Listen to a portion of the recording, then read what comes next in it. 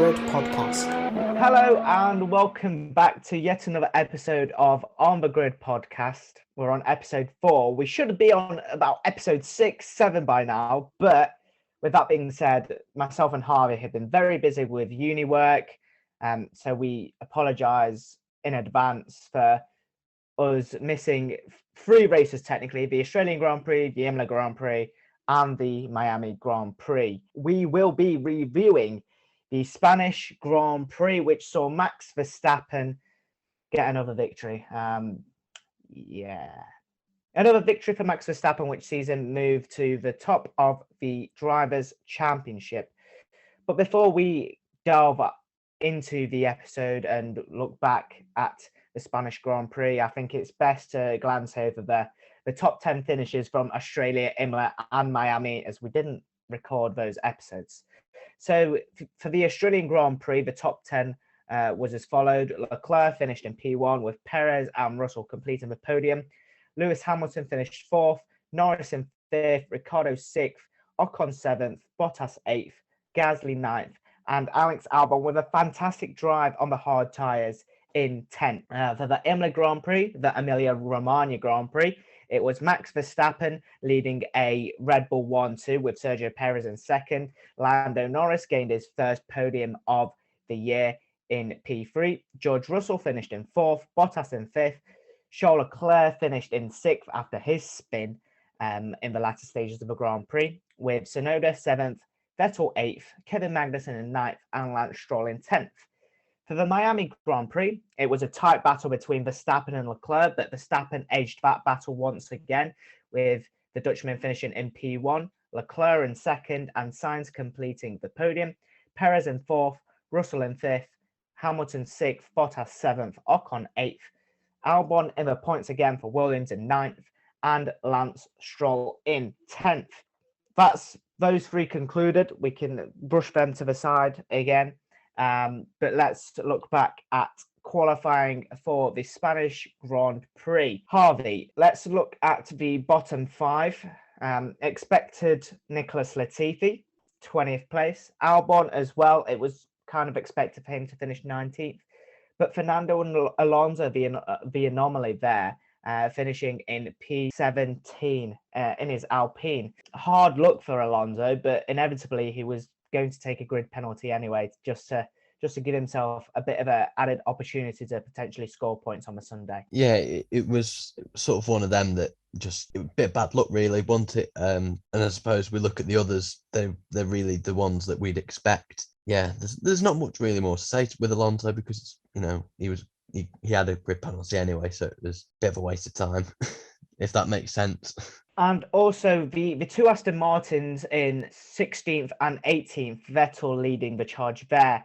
They bought some upgrades to Barcelona, but they didn't pay off in the end. My little annoyance with this whole Aston Martin thing is that apparently they've copied Red Bull, like they were saying on the Sky Sports broadcast throughout the weekend, that as these upgrades come along, they will sort of pyramid itself into a bit of a bottleneck where all the cars are pretty much the same. And apparently Red Bull sort of nabbed an idea off Aston Martin earlier on in the season. So it was like, I don't really get what Christian Horner was moaning about, to be honest. But then again, Christian Horner loves a moan. But yeah, it didn't really pay off for him.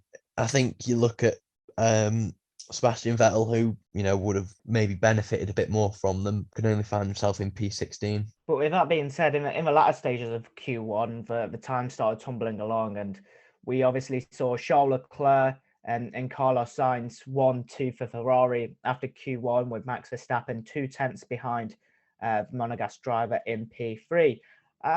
Harvey, I think it's fair to say that Ferrari's qualifying pace and Red Bull's qualifying pace is relatively on par. They're relatively matching each other. But with that being said, Verstappen did have a DRS issue, didn't he? The DRS didn't want to work all weekend, did it, really? We'll get onto it later on in the race, but it is costly. If you do have a DRS failure, I mean, maybe if we look at this weekend, a DRS failure wouldn't be catastrophic, but, we maybe turn our attention to a Spa or a Monza a circuit like that where, you know, your DRS is absolutely crucial, you will find yourself, you know, further back.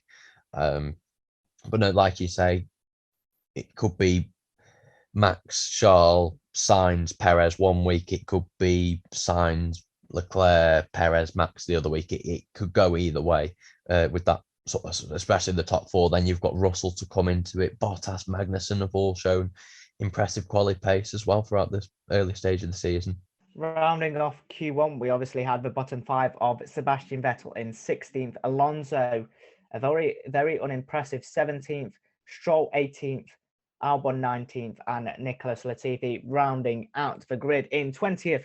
But moving on to Q2, we saw some very impressive pace from the two Mercs. It was expected for them. Obviously, they had upgrades as well of their own. It was expected for them to kind of go into their groove, come into their own, and Russell and Hamilton did deliver that, especially within the first few minutes of qualifying. But it was Verstappen that came out on top at the end of Q2. But looking at the bottom five, Norris, Ocon, Tsunoda, Gasly, Zhou. Norris probably the unfortunate one, missing out right at the death. Yeah, he was only at 400ths off Mick Schumacher. And Norris, as we now know, didn't feel great throughout the weekend. So, I mean, it is understandable. The heat was really difficult as well. Hopefully he can bounce back in Monaco. I nearly said Monza then. If he's back this weekend, or Baku is after. Depends if he chooses to sit this race out to recover. But hopefully it's quick and speedy recovery. Yeah, he felt quite unwell, but obviously with his final lap, it got deleted because of track limits. I didn't think that was relatively fair. I don't think it was margins. It was minuscule. Harvey, what did you think of Norris's track limits infringements? Do you think it warranted a lap deletion? I mean, if your four wheels are off the track, you're outside the lines, and if you're using that to your advantage, it's got to go. It's very, very tight margins, like you say.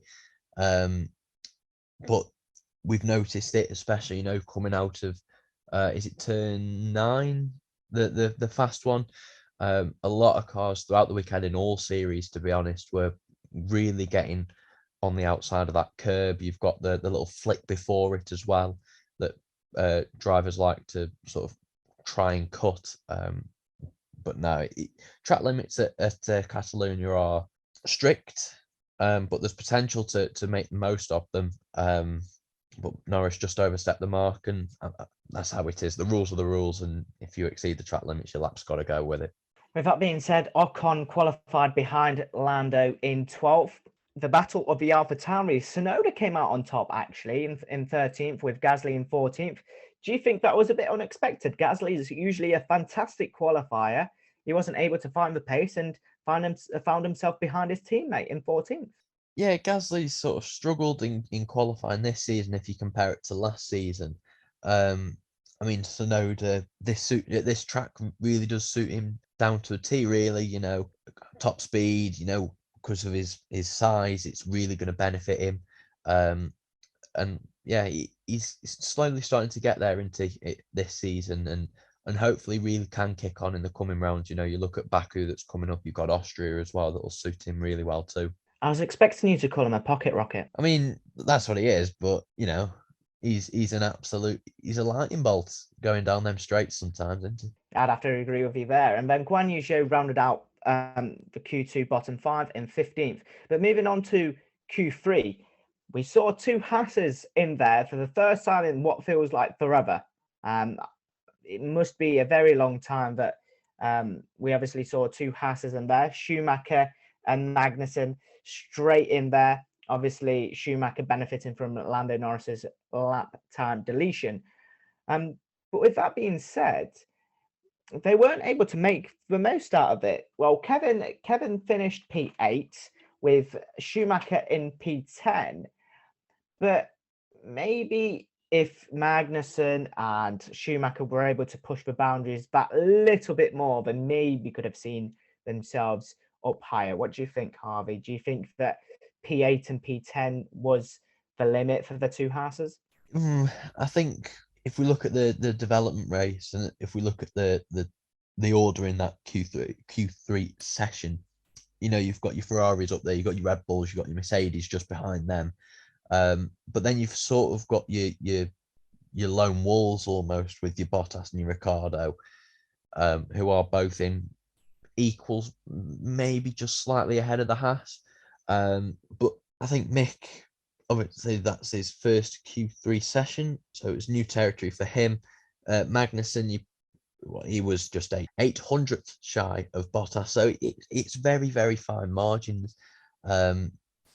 Hamilton was nearly 2 tenths quicker, so he's probably unlikely to get him. But no, Kevin's just sort of toddling along quite nicely. He's getting the job done. If you compare it to years gone by for Haas, P8 and P10 is a nosebleed territory for him. Talking about the lone wolves, I think it's fair to say we should talk about Valtteri Bottas, because he's pushing that Alfa Romeo to boundaries that have never been set before by Alfa Romeo, really. You don't expect him to be qualifying for Q3 that regularly, and he's been inside the Q3 on many occasions, bar one, I believe, this season, finishing in P7 with Ricciardo in P9. Hamilton in P6, and then it's the battle of the Ferrari, Red Bull, and the lone Mercedes, I want to say, because George Russell his qualifying performances compared to Hamilton's have been far superior. But Perez in P5, Harvey, Checo P5.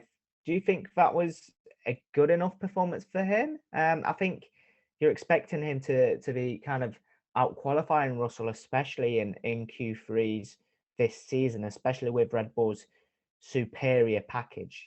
Yeah, it was a little bit disappointing to see Checo in 5th, but I mean, you'd rather it be 5th than P15. And as we see many times, turn one, there's always some ballsy overtakes, and we could have pulled one of them off, but it's a little bit disappointed to see him get pipped by Mercedes. But at the same time, as we've just mentioned, Russell is getting more out of that car than Hamilton is. And as we saw in the race, Russell's race pace was really impressive. Then again, so too was Perez. But I think overall, Russell put the better lap. Well, obviously we know Russell put the better lap in because he qualified. But if we look at it relatively, I think Russell, his lap was better, if that makes sense. So the lap was better. That's why he's ahead. I agree. Well, no, the point I was trying to make was if you compare Russell's pace for his car and you compare Perez's pace for his car, Russell deserved to be ahead. If it's one of my weird analogies, but there we go. And just want to say as well, whilst we're on the topic of Bottas, it was about this time last year really where we were talking, well, can the Alfa Romeos break themselves into that top 10 in quali and in the race? Whereas you've got Bottas now doing it on the regular, and Guan Yu Zhou can pick up some points here and there, and it's good to see a team that was like Haas sort of at the foot of the order last year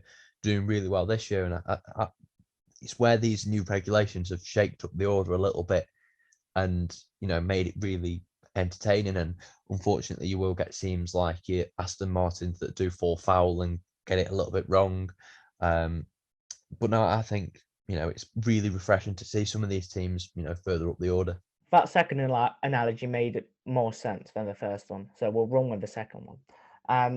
Perez finished P5, Russell in P4, Sainz in P3 with Verstappen in second and Leclerc in first. Let's talk about Leclerc's qualifying performance, because he was over 3 tenths ahead of Verstappen in P2. DRS did affect Verstappen a little bit, but still superior, and a 1:18.750 for Leclerc compared to obviously Verstappen's 1:19. Wow, I think it's got to be, you've got to applaud a qualifying lap like that. Yeah, I mean, Leclerc was 3 tenths clear of second place, so that means you're on pole position, as the great Will Buxton said. No, Leclerc's quali pace throughout the season has been stellar. It's been brilliant. I think on the Ferrari subject, I'd maybe like to see Sainz stick it on the front row at least more regularly than he is. But at the same time, you've got Verstappen, who all through last year was really, really strong in qualifying. That gave him the platform to go on and get so many race wins last year. And it's sort of similar a bit this year. Obviously, we'll get onto the race a bit later on, but Leclerc over the course of the weekend, his pace was really good. Now moving on to the race, and let's have a look at how the race grid shaped up for the Spanish Grand Prix. So it was Leclerc on pole position with Verstappen alongside him in P2. Sainz and Russell made up row 2, Perez and Hamilton on row 3, Bottas and Magnussen on row 4, with Ricciardo and Schumacher 9th and 10th. Lando Norris was 11th, with Ocon in 12th, Tsunoda 13th, Gasly 14th, Zhou 15th, Vettel 16th, Stroll 17th, Albon 18th, Latifi 19th, and a grid penalty for Alonso dropped him to the back of the grid. But from the race start, it was relatively even between the two on the front row. Leclerc did manage to edge into the lead of the race, with Russell moving himself up to third with a great move past Sainz as he anti-stored and then had to kind of really adjust. But the first talking incident from a start was the tangle between Kevin Magnussen and Lewis Hamilton. Harvey, whose fault was it, or was it a racing incident? I don't know I can't remember who was behind them. It might have been Mick. But if you look at his POV, Magnussen is well in his right to go around the outside. And if you look at the onboard, Hamilton edges ever so slightly to the left-hand side. Whether he's straightened up, I've not seen Hamilton's on board, but whether it was a bit of understeer, I don't know. I mean, Kevin was brave to put it around the outside. We know Hamilton's track record of people going around the outside of him with Alex Albon. But no, it's lap 1, turn 4. There's going to be some not desperate overtakes, but sort of overtakes that you might not do at a later stage in the race, if that makes sense. Everyone's fighting. Racing incident. Hamilton maybe could have given a bit more room. Magnussen at the same time maybe a bit too brave to go for it. Yeah. So basically, it's a racing incident. I think that confirms it. FIA, if you need a steward for the Monaco Grand Prix, you've got one. You've got one here. Harvey Todd, at your service whenever you need him. I can't do Saturday afternoon, but I can do Sunday. I think they may need you for the race, most definitely. But moving on to, obviously, after lap 2, there was a bit of gusts of wind into turn 4, so that could have played its hand on the overtake and turn 4 especially. But we saw Bottas moving up places, Ocon making places up, Alonso making up places as well. But the first incident that saw a driver go into the gravel was Carlos Sainz. Turn 4 again, wind, and it just looked like it dropped it himself. Like, the wind probably played a part, but the car just, like, especially on the turn, and you saw it on the POV from Sainz. He turned and it just dropped it. Verstappen had the same incident. Do you think, Harvey, that potentially if Verstappen didn't have that incident, should we say, do you think his race win would have been more secure in the end? Yes, because obviously he wouldn't have had to waste 10 laps getting past Russell. Wouldn't have had to obviously get past Checo, who was on a different strategy. I'll say get past Checo. Well, I'm sure we'll get onto that later, but let's just say there's people not happy because Checo is employed to be second driver to back up Verstappen. That's what a number 2 driver is. Let's be honest. We all know Red Bull's eggs are in the Verstappen basket. But no. Yeah, I think it would have been interesting. I don't think he was going to catch Leclerc, whatever happened. Obviously, we know he broke down, but it was definitely would have been a solid second place. Obviously, with what happened later on in the race, easy win. I think that's a discussion we should have, just touching upon Red Bull and the second driver debate. it's only the 6th round of the season. Are Red Bull getting a bit desperate with it? Because I think either or, if Verstappen finished second, he would have been level on points with Leclerc. 19 was the difference, I believe, heading into Spain. So is it a desperate attempt of potentially propelling Verstappen and using the talent and the expertise of Perez? Because Perez was well worth for a win in Spain. Like I've just said, he sort of knew when he was coming into Red Bull, he'd be employed as a second driver. But I did feel very sorry for Checo because his pace, throughout the 66 laps, was it? Really, really strong. And yeah, it's a shame that he's had a win sort of snatched off him. Would have only been his 3rd race win. But obviously, if we look at, how the title race is unfolding and how close it could be at the end of the season, we only have to look at last year, how close it was, and say Verstappen loses the title by 5 points, and Perez was allowed to stay ahead. You might look at that and think, well, Red Bull clearly want Verstappen to win the title, and I just don't think they were going to take any chances of Max dropping any points, especially with Leclerc taking a retirement. And after obviously our little debate about Perez and Verstappen, I think it's good to come to a battle on track between Verstappen and George Russell. DRS being an issue for Max once again, but Russell stoutly defending for a number of laps before obviously Verstappen overtook him around the outside or inside, outside. Was it outside or was it inside? It's the outside. The outside of turn 3, if that's what we're referring to. Yeah. So it was the outside of T1, then back up the inside of T2, because Russell went a tad wide, and then he tried to get him around the outside of 3. Yeah. There we go.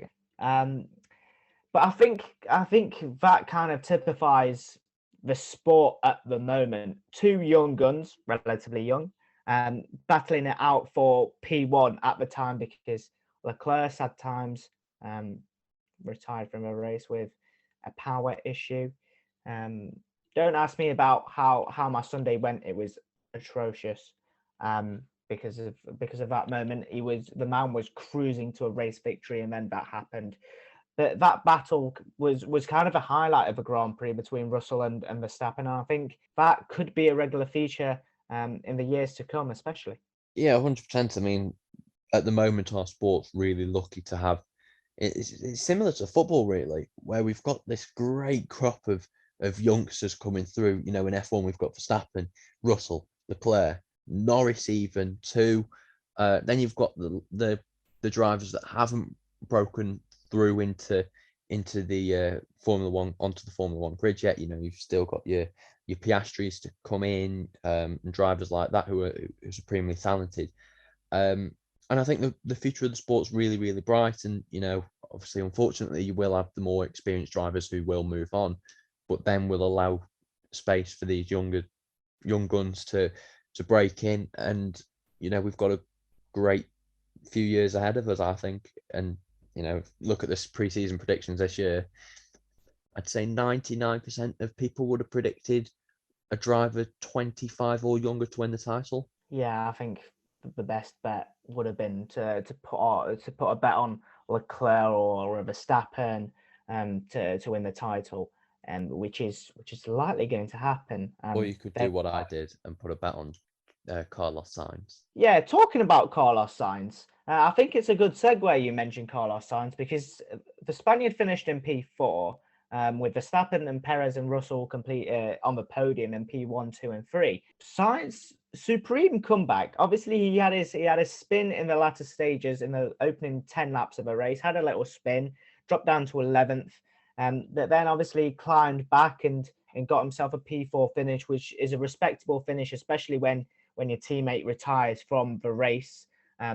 You need your second driver to kind of pick up points here and there if the first driver is not there or the second driver is not there, and you need your first driver to pick up points, vice versa. But I think it was a good comeback for Sainz, especially after he dropped down and struggled a little bit in the opening exchanges, but P4 finish relatively good for Sainz, especially after his misfortunes in the last 6 rounds of the season.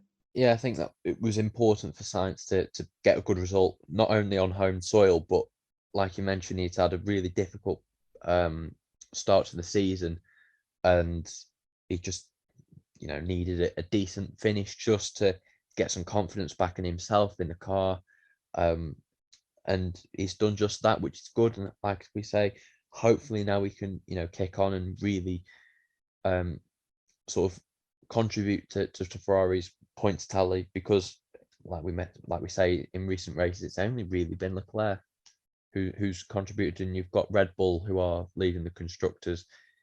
Both of their drivers, I mean, you look at this weekend, they're second 1-2 of the season. It's impressive from Red Bull. They've obviously had issues of their own with reliability, but to have 2 1-2s this season is supremely difficult to have, especially with Ferrari breathing down their neck.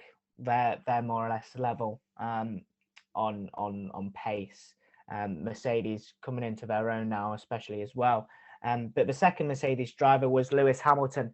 Lewis dropped down to P19 after his tangle with Kevin Magnussen, but also recovered to finish P5. I think he won the driver of the day as well after that kind of comeback. Harvey, I know you're not massively fond on Lewis Hamilton, but nevertheless, the 7-time world champion did well to finish P5 after dropping himself all the way down to P19 after an unnecessary tangle with Kevin Magnussen at the start.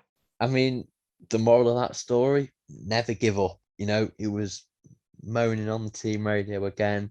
Normal service, really, but there we go. He was moaning on the team radio saying, "Oh, should we retire and save the engine?" He's P19 after less than 5 laps. And the moral of that story is never to give up. Because, like Martin Brundle was saying on the commentary, a safety car, I don't think we got a safety car throughout that race, but, one comes out and it massively swings you back in favour because you're on a harder compound, whilst everyone's running on an older set of softer compound tyres. But no, he did a good job to get it up to P5. But he's still massively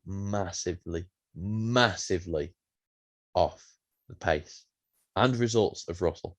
Most definitely. But I think you say there, never give up. And I think that signified the 2 Alpines. Ocon P7 and Fernando Alonso started back of the grid, P20, and finished in 9th place.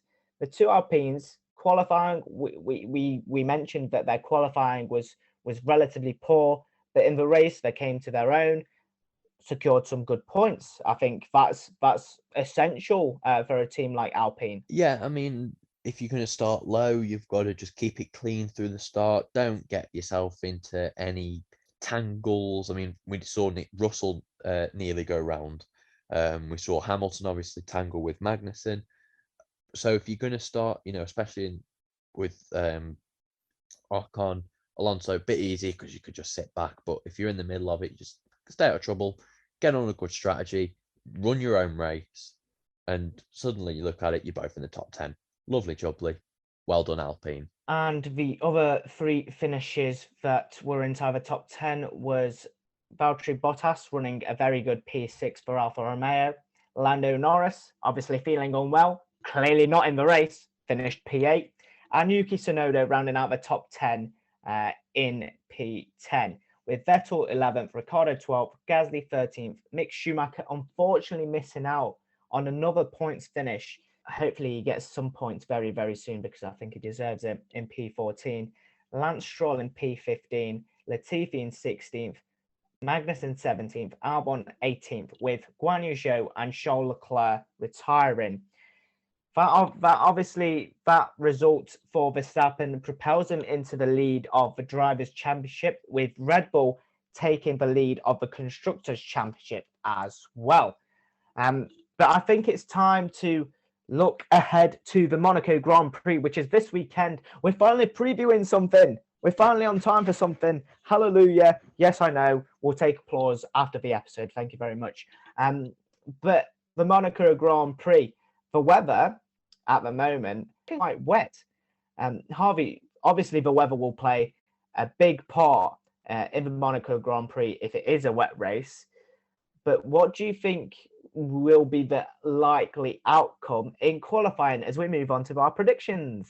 I thought you were going to ask me what was going to be the likely outcome of the race if it was going to be that wet. And I said, let's just be honest. We may as well just do it in the harbour because it will be very soggy. Get your armbands on. It will be a swimming pool. Pardon the pun. And it's not just the chicane. But no, qualifying. I'm going for the same top two as last year with Charles Leclerc and Max Verstappen.